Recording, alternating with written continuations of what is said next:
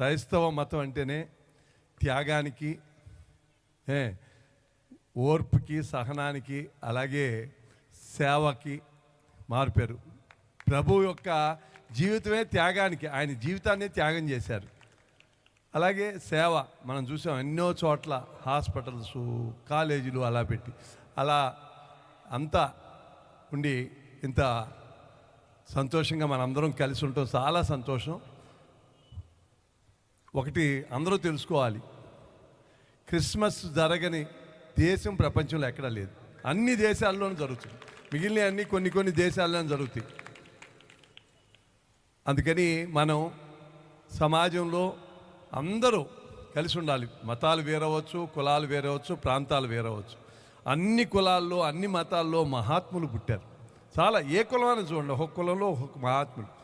అలా మనం అందరినీ, ఎవరి మతాన్ని వాళ్ళు ప్రార్థించాలి, వేరే మతాలని గౌరవించాలి. గౌరవించి వాళ్ళకి ఎక్కడ మతపరంగా మనందరూ ముందు భారతీయులు, తర్వాతే మనం మతాలు. ముందు భారతీయులు అయిన తర్వాత ఎవరి మతం వాళ్ళది. దాన్ని ఒక వ్యక్తిగతంగా ఒకరికొకరు నేను చెబుతున్నాను. అందరికీ ప్రతి మతంలో చాలా గొప్ప వ్యక్తులు ఉన్నారు, మంచి వాళ్ళు ఉన్నారు. ఎవరో ఒకళ్ళో ఇద్దరు తుంటరిగా ఉంటారు. శ్రీనివాస్ చెడ్డాడైతే శ్రీనివాస్ని పేరుతో తిట్టండి, అంతేగాని కులం పేరు, మతం పేరు పెడితే లేనిపోయిన సమాజంలో అందరూ కలిసి ఉంటేనే మనందరం 5 ఏళ్ళ లాంటి వాళ్ళం. సమాజంలో మనందరం కలిసి ఉంటేనే సమాజం బాగుంటుంది.